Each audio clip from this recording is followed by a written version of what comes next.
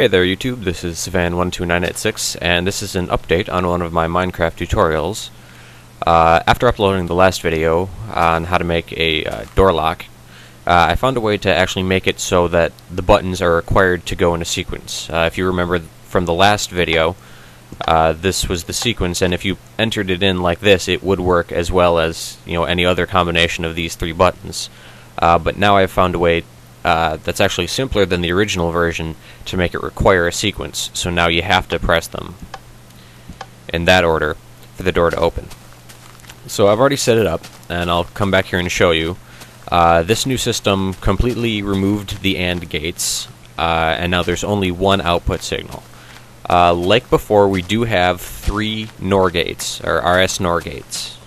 But what we've done is, instead of having each one having an individual output and an individual reset that don't connect to each other, now we've got one output that comes from this one. This is the last button in the sequence.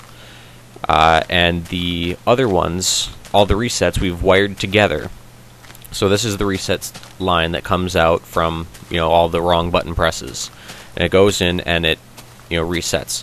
So what happens is, when you've pressed the buttons in the correct order, this is the first button in the sequence, so now it switches. Now this doesn't go anywhere. All this does is turn off the reset signal that's going this way, and it's very important that you have repeaters in between all the resets to keep the signal from flowing backwards. You also have to have, unlike the original one, now you do need redstone on top of the reset, and you don't need redstone on the input side.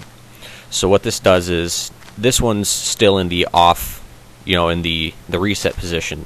So the signal is being sent from this torch up and over to both this latch as well as the reset of this latch. So before this one can be turned on, like say if I were to hit the button here, it's still receiving power from this one. So it's still off even though the button's being pressed, and no signal will get through. So essentially what you're doing is, instead of turning them on, you're turning the resets off. And they have to be done in the correct sequence. So now see, this one's off because we've hit that button. And then the last one, when we hit this button, now this runs down and underground and up and around and over to the door. Like before, this pressure plate here is also connected to one of the reset buttons, so when you step on it, it sends the reset signal. So now all of these are reset. So, this is, I think, a better way to do it. It's simpler. You could probably make it take up less space. This is kind of big just for demonstration purposes, but now, it has to be a correct sequence instead of just the three in any order that are correct.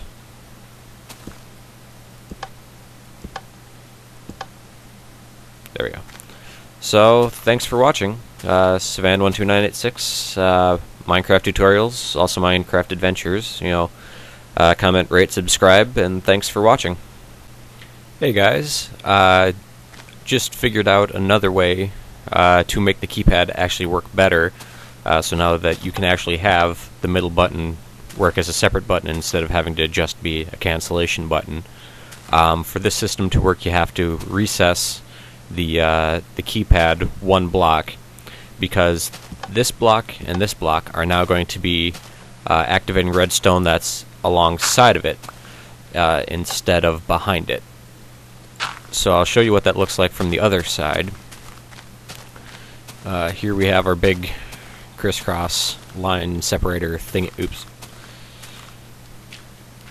So this is the structure you have to build. And then with this system, you can actually have all 9 of the buttons actually be their own separate line, which would work better for a keypad. So that way you don't have to, just have a fake button in the middle. This way they will all accept input. So just wanted to let you guys know.